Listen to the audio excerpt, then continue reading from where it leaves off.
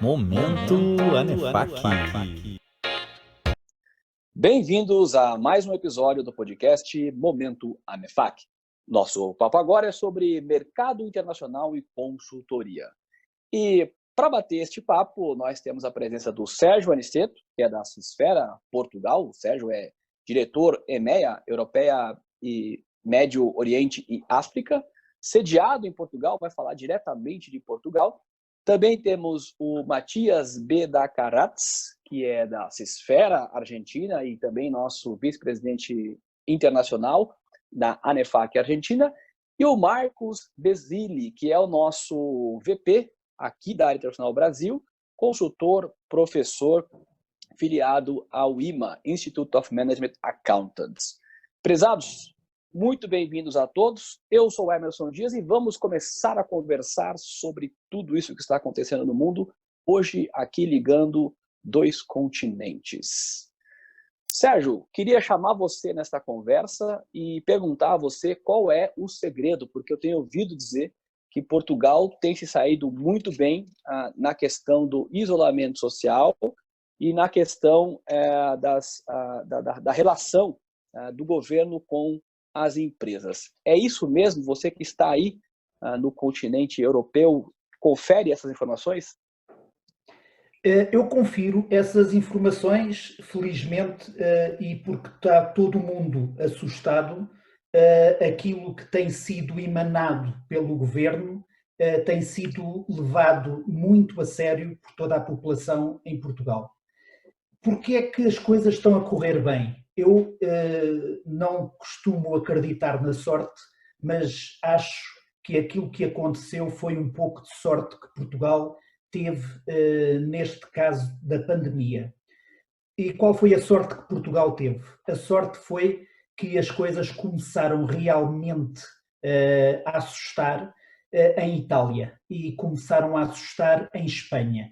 E Portugal, quando tomou a decisão de pôr todo o mundo de quarentena, de fechar tudo que tinha, tudo que fosse negócio, foi feito atempadamente, ao contrário do que aconteceu em Espanha, por exemplo, e que aconteceu em Itália. O grande resultado é que aqui na Europa aquilo que cada país tenta fazer é conseguir manter o seu o Serviço Nacional de Saúde com a cabeça acima de água. Ou seja, aquilo que aconteceu em Espanha e Itália, que foi não terem capacidade de cuidar nos cuidados intensivos de todos, foi algo que em Portugal e nos outros países da Europa foi levado muito a sério. E felizmente em Portugal, todos os casos que nós temos tido de necessidade de cuidados intensivos, felizmente o nosso Serviço Nacional de Saúde tem conseguido dar conta de todos e conseguindo ter ainda uma determinada folga. Parece que hoje em dia os números já estão a descer e, portanto, vamos acreditar que Portugal não teve aquela grande dificuldade de decisão que os médicos em Itália e em Espanha tiveram de decidir quem é que pode viver e quem é que pode ou quem é que não pode viver, como aconteceu porque não havia lugar para todos e quando tinham que ventilar dois doentes só tinham um ventilador, tinham que decidir quem é que ventilavam e quem é que não ventilavam. Aquilo que foi aceito aqui em Portugal pela população de fechar um negócio, tudo fechou. Mantém-se aberto somente farmácias, supermercados, mas hoje em dia os supermercados só permitem uma pessoa por cada 30 metros quadrados de área, ou seja, há uma fila sempre à frente do supermercado para entrar, uma fila que as pessoas estão espaçadas de 2 em 2 metros, mas de resto todo o outro negócio fechou. Agora que as coisas começaram a decrescer em termos de novos casos e em termos de pessoas nos cuidados intensivos, está-se já a pensar que talvez em maio se possa ir abrindo gradualmente o negócio. Mas eu acho que hoje ainda é difícil dizer o impacto que realmente teve nisto. Sabemos todos que isto foi um tsunami, Sabemos todos que isto foi extremamente complicado, mas ainda não sabemos a profundidade dos danos. Só para vos dar uma ideia, em Portugal, que tem uma população trabalhadora mais ou menos de 4 milhões e meio de pessoas, neste momento, desde que começou a pandemia, está 1 milhão em layoff e 50 mil novos empregados, o que é, para a nossa realidade, uma situação que realmente assusta e, como eu disse, ainda não temos capacidade de ver a profundidade que esta pandemia trouxe em termos de dano na economia. Muito bom, obrigado, Sérgio, aí, por trazer esse panorama de Portugal, né? Essa palavra profundidade dos danos é um tema que a gente vai voltar daqui a pouquinho contigo, que eu quero explorar um pouco mais este tema. Saindo de Portugal e aterrissando agora em Buenos Aires, o Matias esteve aqui com a gente conversando há algum tempo atrás. Ele trouxe alguns cenários, na época ainda bem embrionários, de como estava a situação na Argentina. E nós temos aí quase um mês desde nossa última conversa.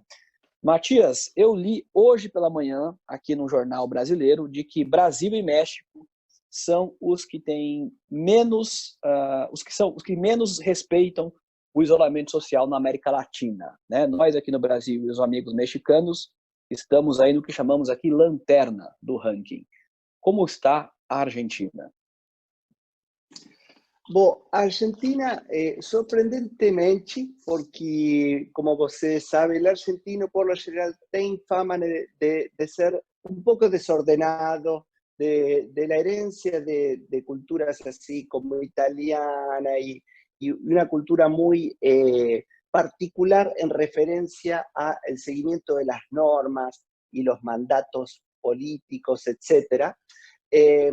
Pero más allá de esa característica del argentino, yo podría decir que el argentino está teniendo un comportamiento ejemplar con respecto a lo que es su característica como sociedad en relación a los requerimientos y las demandas que exige el gobierno para preservar la salud dentro de lo que es Argentina. El gobierno comenzó a tiempo porque fue uno de los países que más prontamente hizo medidas muy extremas para contener el avance del virus, fechó las fronteras, fechó todos los vuelos internacionales, fechó los vuelos locales, fechó las ciudades. Você, si quiere ir de capital, de Buenos Aires a la ciudad y que están dentro de lo que es el Gran Buenos Aires, você no puede ir. Entonces, eso hizo que la evolución del virus hasta ahora sea lenta y el sistema de salud esté muy bien preparado para abordar la situación actual. Las sociedades tienen que mantener esta conducta para que las cosas continúen así. Mas hasta ahora la situación es boa dentro de lo que se puede llamar boa en el marco de lo que es la salud y la pandemia en Argentina. Por supuesto, el impacto económico es muy, muy grande porque el hecho de que el gobierno y la sociedad haya sido tan estricto en el acatamiento de la cuarentena, hizo que no haya ninguna actividad comercial fuera de lo que fuera permitido. Y eso generó un impacto muy grande en lo que es la economía. El gobierno está tomando muchas decisiones para tratar de apoyar a los comercios para que puedan pagar los sueldos, dando préstamos a tasas bajas, dando permisos para las empresas no pagar los impuestos, todo eso, mas la situación económica es muy complicada. La novedad es que, sumado a todo esto, Argentina tiene una deuda muy grande con el Fondo Monetario Internacional, la deuda más grande del mundo tiene Argentina, y ontem Argentina hizo una propuesta muy agresiva con descuentos del 60% y términos de plazo de 4 años sin pagar deuda y comenzar a pagar al Fondo Monetario Internacional el año 2024, más con quitas de cercanas a 60%, para tratar de poder reestructurar su deuda y conseguir financiamiento nuevo que le ayude a llevar adelante todo este proceso de reconstrucción económica que va a tener que dar el país. Así que la situación de salud es boa, si uno puede decir boa hoy, la económica es muy mala. Podría decir que la salud está bien en Latinoamérica, la evolución de la pandemia, la economía puede ser seguramente la peor de Latinoamérica, es la situación de Argentina, ¿sí? Y en este marco, las empresas están trabajando mucho en reconvertirse y adaptarse a esta nueva situación. Hay muchas industrias que están pasando por ejemplo, industrias que vendían cerveza, que están empezando a comenzar a fabricar alcohol en gel, o empresas que vendían ropa, que están fabricando barbijos. Entonces hay como una reconfiguración de algunas industrias para tratar de llevar adelante esta situación, brindando los nuevos servicios y productos que esta situação demanda, ¿sí? Ok. Matias trazendo aí questões, né, de ações governamentais em relação à postergação de impostos, lembrando a questão delicada que a Argentina tem em relação à dívida, né, a maior dívida que temos aí do Fundo Monetário Internacional ser a Argentina, e uma reconfiguração das indústrias locais, utilizando sua capacidade de produção para produzir itens que neste momento são itens necessários, né? Queria chamar o Marcos agora, que está aqui em São Paulo, né, e é consultor. Marco, com esse cenário europeu e um pouco dessa visão da América Latina que o Matias nos traz, o que você diria para as empresas aqui no Brasil, as empresas que você oferece consultoria, os impactos, como é que você está enxergando, né, essas notícias que vêm de fora aqui no mercado nacional? Bom, Emerson, eu tenho conversado com o pessoal do AMA. Eles emitiram, inclusive, um documento, recomendação, não só para o mercado americano, mas para o mercado internacional. E eles recomendam assim, que, neste momento, a grande preocupação são com os pequenos e médios. Que as empresas grandes, elas têm fontes de recursos aí, elas têm mais acesso a recursos para poder enfrentar esse momento.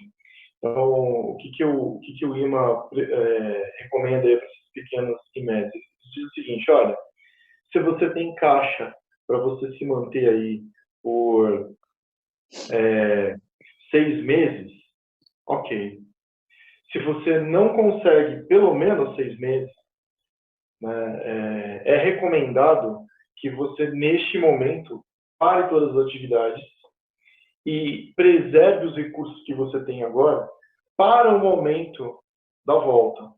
Porque se você não conseguir atravessar esse momento desses 6 meses, as coisas vão acabar ficando piores. É claro que eles estão contando que os pequenos e médios aí vão ter demissões. Eles dizem que, infelizmente, eles não são que nem empresas grandes que têm recursos para fazer frente a isso. Nos cargos mais sêniores, eles estão colocando assim, olha, coloquem o pessoal com redução de salário, utilize todos os benefícios fiscais aí que o governo está proporcionando. Não é um momento agora de cortar benefícios, é um momento agora de passar por esses 6 meses críticos. Eles colocam o seguinte, que esse horizonte de 6 meses, ele é um horizonte assim teórico. O que eles estão imaginando? Que, ok, se daqui a 30 dias ou 60 dias a gente tem uma reversão, voltou não é mais obrigatória a quarentena e tudo mais, vai existir um período de tempo até que tudo se reorganize e as empresas voltem a se reestruturar, né? Então, nesse período de tempo, eles estão considerando aí pelo menos aí desses 6 meses. Então, esse é um padrão meio que de decisão que eles colocaram recomendaram aí, né, para as empresas. Uma outra coisa importante que eles colocam é o seguinte, que nunca o contador gerencial se fez tão necessário, porque a quantidade de simulações, de testes, de negócios, de comportamentos do teu caixa e comportamento das tuas decisões, elas nunca foram tão necessárias. Então, por exemplo, eu estava escutando algumas pessoas contando que, por exemplo, no segmento aí de academias, as academias estão fechadas, então o que os donos de academia fizeram? Vamos mudar o nosso negócio. Então, em vez das pessoas irem até a academia, nós vamos locar os equipamentos da academia para as pessoas fazerem exercício em casa. Então, talvez exista aí um ciclo, tipo, você aluga uma bicicleta spinning por 2 meses, depois você vai lá alugar um outro equipamento por mais 1 mês, 2 meses, e vai acontecendo esse ciclo aí para eles minimizarem os danos aí no fluxo de caixa. Mas, claro que esses...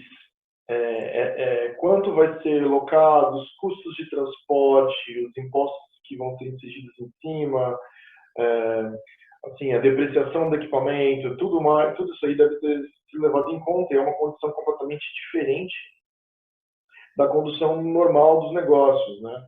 Então, em qual momento é interessante vender, em qual momento, como vai ser inadimplências, como vai ser o nosso fluxo de caixa, como a gente pode fazer as coisas de uma forma diferente, né? Isso é só um exemplo de como as empresas aí deveriam imaginar assim os business deles, né? Tem que ter uma reinvenção aí neste momento. Uma outra coisa assim que eu percebo muito deles, que eles têm uma grande preocupação, é com a comunicação. Então eles dizem o seguinte, olha, esse é um momento de você aproveitar e fazer uma divulgação do teu negócio para que tudo aconteça localmente e não mais de uma forma assim mais descentralizada como estavam acostumados.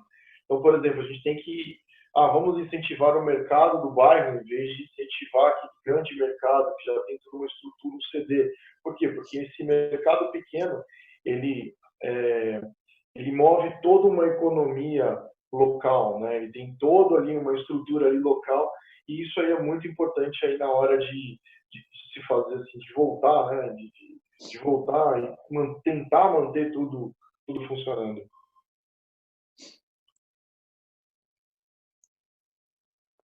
Tá certo. Lembrando aí, né, do comércio local, atitudes que foram recomendadas, inclusive por grandes players do mercado, né, para fomentar a economia, a questão da durabilidade, né, do seu fluxo de caixa, enfim, são questões que preocupam a todos. Eu queria voltar a Portugal e falar com o Sérgio, porque eu gostei da parte que ele falou não temos ainda a profundidade dos danos. Mas, ao mesmo tempo, ele sinaliza que pode ser que em maio haja uma flexibilização e se comece a retomar as atividades econômicas. Sérgio, já existe alguma ideia de um plano, como tem muito se falado, relembrado o plano Marshall para a economia? Como é que você, como um consultor, está olhando o mercado para buscar oportunidades de negócio, tão logo existe essa possibilidade de voltar à rua, digamos assim?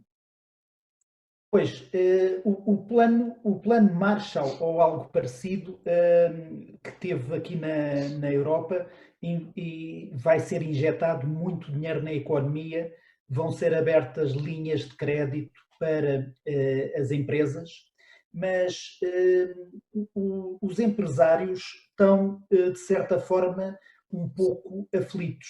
Da mesma forma que ninguém poderia prever esta pandemia, ninguém pode dizer que a economia volte a ser aquilo que era, chamemos normal, a uma forma normal, em quantos meses? 6, como dizia o Marcos, ou 4, ou 12.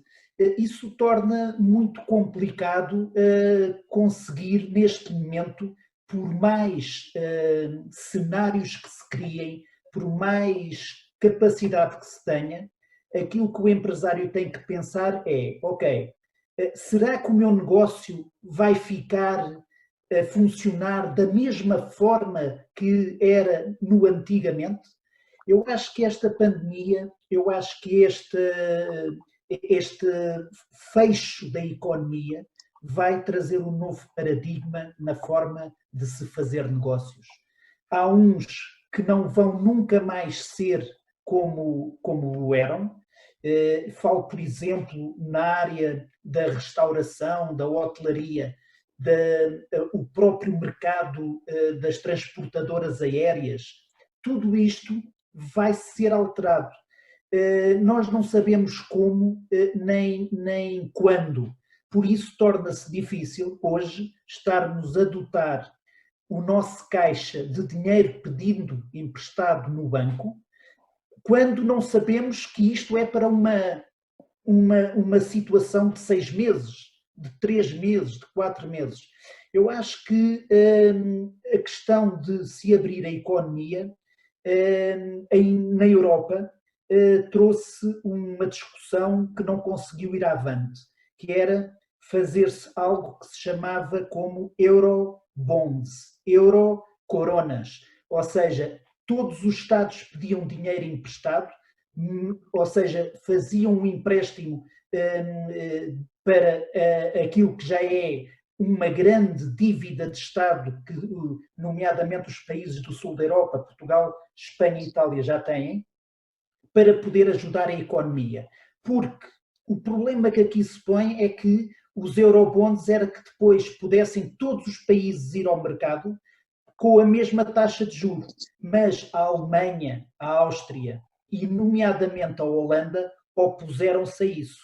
E isso faz com que dentro de uma Europa que utiliza a mesma moeda seja difícil pensar que uma empresa em Espanha depois para ir ao mercado tem que pedir dinheiro a 7% e se fosse o seu concorrente na Alemanha conseguir buscar dinheiro a 0,2% ou 0,3% de taxa de juros.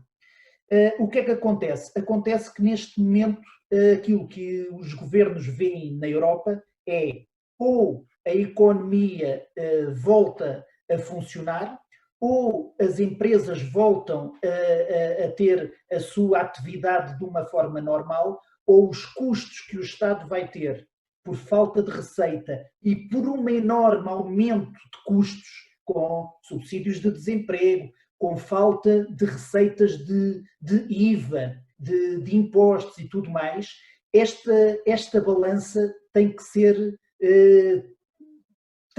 levada em linha de conta e tem que ser tomadas decisões muito rápidas.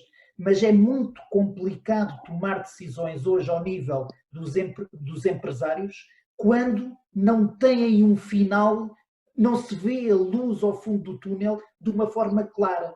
Porque uma coisa é eu criar uma task force para os próximos 6 meses.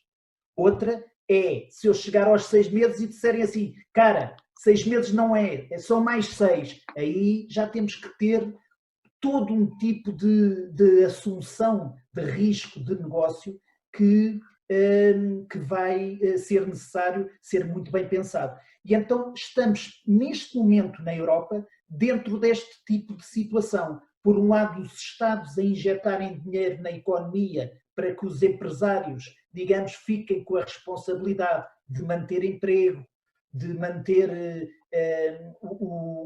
a indústria, mesmo que sem estar a laborar, mantê-la pronta para arrancar, ou desativar-se tudo e os custos do Estado, por um lado, com tudo o que tem a ver com desemprego e falta de receita,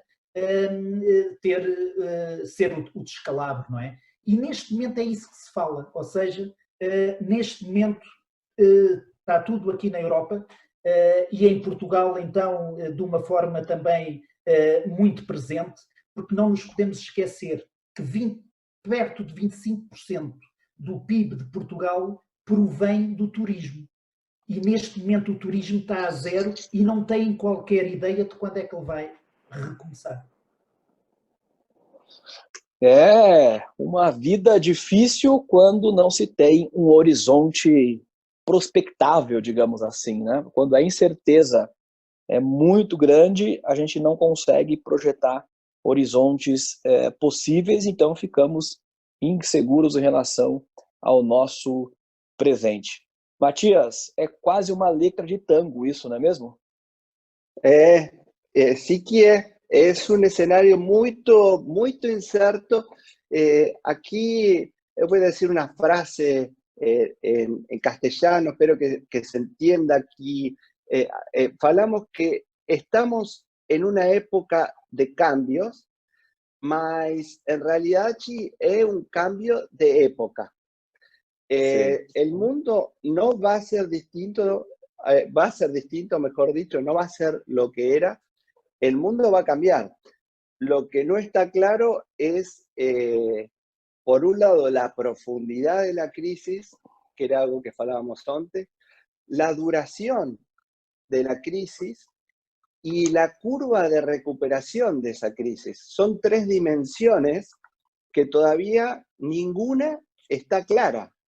Entonces, los escenarios optimistas falan que para fin de este año todo va a estar parecido a como era, y hay otros escenarios que falan que va a tardar 4 años el mundo en recomponerse.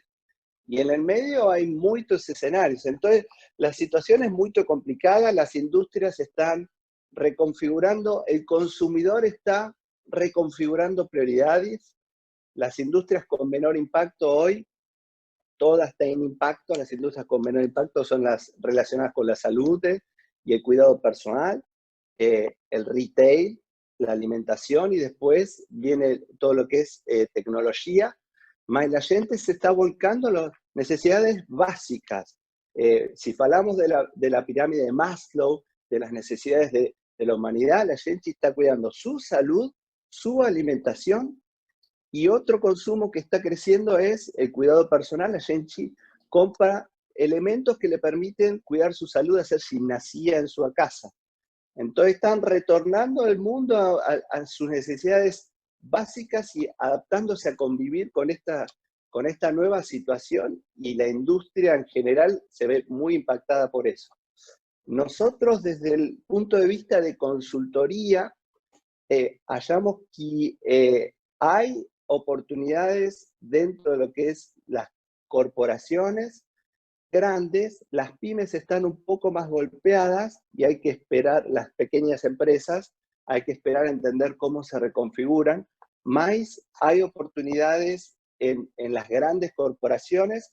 La tercera industria que menos impacto está teniendo en el mundo es la industria de high-tech, porque así como para la gente su necesidad básica es su salud y su alimentación, para las empresas de high-tech su necesidad básica ahora es adaptarse, entender lo que está sucediendo, hacer análisis y reconfigurar su estrategia interna y externa en relación a lo que es los nuevos escenarios. Entonces, desde el punto de vista de asesoramiento a toda la gente que tiene que ver con, dentro de las organizaciones, con estas situaciones de redefinición de los modelos de negocio, ahora mucha gente relacionada con finanzas, el área de CFO, es el área que hoy está liderando los procesos de toma de decisiones en las organizaciones. El CFO hoy está teniendo un poder muy grande en el mundo, y nosotros aquí en Argentina, que hemos vivido muchas crisis, lo vimos también en otras situaciones. Cuando la crisis es grande, la gente de finanzas toma un protagonismo muy importante. Entonces, desde ANEFAC, yo acho que la gente de finanzas tiene una oportunidad muy importante de aportar valor en los procesos de reconversión y análisis que requieren las organizaciones para hacer frente a esta situación.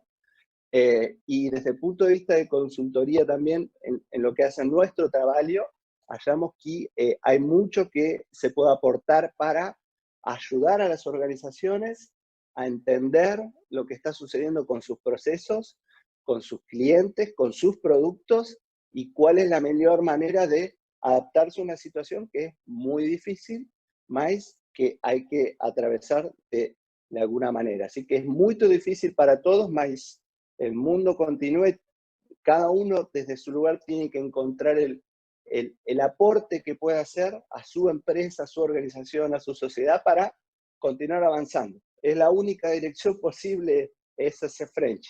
Así que hay que continuar. Bom, então estas foram as palavras do Matias: adaptar, entender, né, analisar e buscar prosseguir, caminhar nesta situação.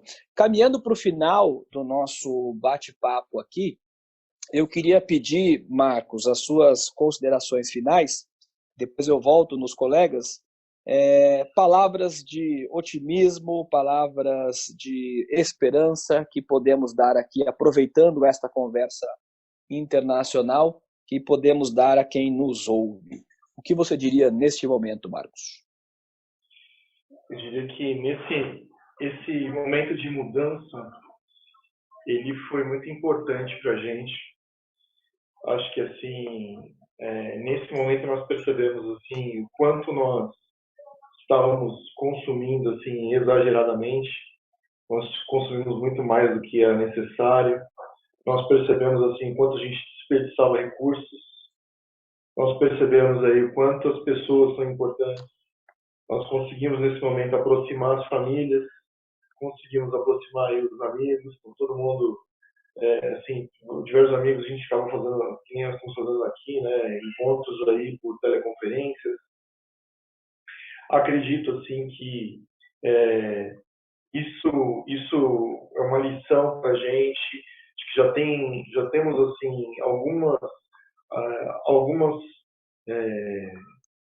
sinalizações assim de como será o nosso futuro.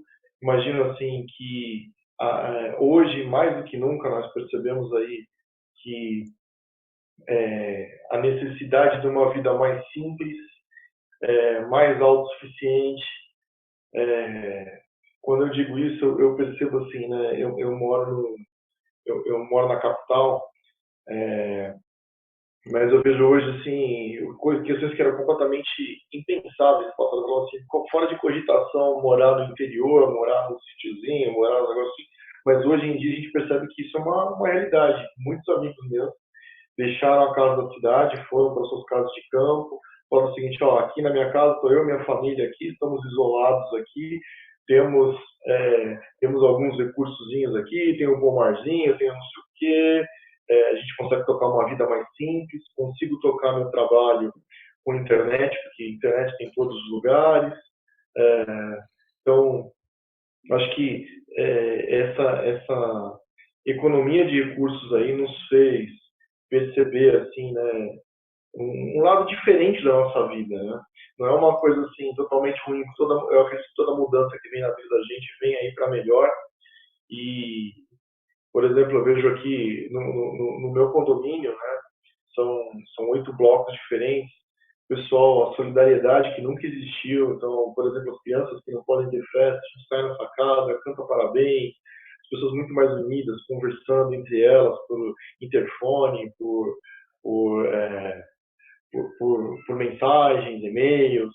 Então, acho que ficou, assim, até agora teve um lado muito positivo, assim, que nos toca como humanos mesmo, que era necessário. Legal. Obrigado. Sérgio, também gostaria que você fizesse suas considerações finais e mandasse aí as nossas mensagens positivas diretamente de Portugal para todos nós, para todos que estão ouvindo a gente neste podcast. Pois, eu aquilo que devo dizer é que sempre que foi colocada à prova, conseguiu dar a volta por cima, reinventar-se e encontrar nos problemas oportunidades. Eu creio que virá uma nova vaga, irão alterar-se as nossas formas de vida do antigamente em termos de negócio, novos negócios aparecerão, novas formas de trabalhar irão passar a acontecer. Acredito que as pessoas saiam das grandes cidades, vão para sítios de menor demografia, consigam trabalhar de lá de uma forma correta, tenham uma melhor qualidade de vida. Eu acho que temos é que pensar que, primeiro que tudo, está a vida humana e está a saúde, daí que, em termos de humanidade, fazer aquilo que se fez tem que nos dar a todos uma forte razão de achar que é isto que realmente é ser humano. Depois, as oportunidades virão, novas coisas aparecerão e a vida irá avançar como sempre fez, e se calhar isto vai tornar a ser uma nova geração, uma nova forma de se viver, e portanto eu acredito que são estes tipos de problemas que nos colocam as grandes formas de criação de que o homem é capaz. Portanto, eu estou perfeitamente à vontade para acreditar que sairemos mais fortes do que aquilo que éramos antes desta pandemia. Muito bem. Matias, por favor, suas considerações finais? Eu acho que Marcos y Sergio hicieron una muy buena descripción de los elementos fundamentales a considerar. El aspecto humano acho que es muy importante, y el aspecto del optimismo sobre el futuro que planteaba Sergio también. De mi parte, solamente profundizar esos dos conceptos. Acho que a gente ahora, estando en su casa, a mayoría de la gente está pudiendo descubrir que no necesita tener el mejor carro, viajar a París, tener la mejor ropa, ir a comer y disfrutar de todos los lujos que ofrece el capitalismo. No necesita de eso para ser feliz y encontrarse con uno, con sus afectos, con su familia. Entonces, acho que desde ese punto de vista nos ayudó esta crisis, nos ayuda a conectarnos con nuestro aspecto más humano. Por supuesto que en la medida que esto vaya evolucionando, volveremos a tener esas actividades y algunos de esos consumos, pero creo que va a quedar en nosotros un aprendizaje en ese sentido. También creo que nos va a dar la oportunidad ahora de reconectarnos. Es un momento para ayudar, para colaborar. No todos tienen la suerte de que esta crisis económica golpea a todos de maneras distintas, y al que menos le golpea tiene que estar cerca de sus afectos, de su familia, de sus amigos, tratando de acompañar anímicamente, económicamente. Es un momento de ayudar y estar, ser generoso con la suerte que cada uno pueda tener. Eso también creo que es un aspecto humano muy, muy positivo. Y en definitiva, esta crisis nos va a transformar a todos, nos va a cambiar a todos. Vamos a ser, creo yo, personas distintas, con miradas distintas sobre la vida, sobre la manera de vivir. Eso nos va a transformar en consumidores distintos también, y eso va a requerir que las empresas se adapten a esos nuevos consumidores. En toda esa transformación encontraremos, como decía Sergio, definitivamente cada uno va a encontrar su lugar, y de alguna manera mi mirada es que en el aspecto humano y en esta reconfiguración, la humanidad salga fortalecida como humanidad en su conjunto. Así que ese sería como mi deseo y mi visión, y esperemos que así sea. Muito bem, eu sempre faço aqui uma reflexão em relação ao que a gente conversa, e acredito que depois desse giro de quase 18 mil quilômetros, né, São Paulo, Portugal, indo para Buenos Aires, percorremos aí quase 18 mil quilômetros de forma virtual, e isso só foi possível porque lá no século XV, né, os portugueses vieram de lá navegando nos mares e chegaram até aqui. E agora a gente volta a se conectar por conta de uma questão não mais da água, mas do ar, né? E este tema que está no ar é o que nos faz unir. Como diria Epicuro, os grandes navegadores devem sua reputação às grandes tempestades. E acredito que esta foi a mensagem que a gente conseguiu trazer aqui para você, de que a gente deve sim seguir, enfrentar os problemas, porque a gente certamente vai superar como já superou há muitos e muitos anos atrás.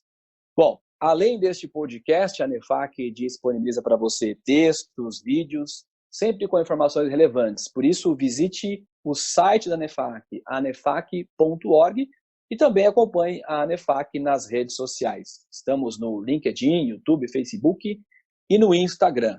Não se esqueça, compartilha esse podcast com seus familiares, amigos, colegas de trabalho. Agradeço aos 3 participantes aqui desta edição, Sérgio, Matias e Marcos. Prazer falar com vocês. Voltem sempre, estamos à disposição e a gente se vê no próximo episódio.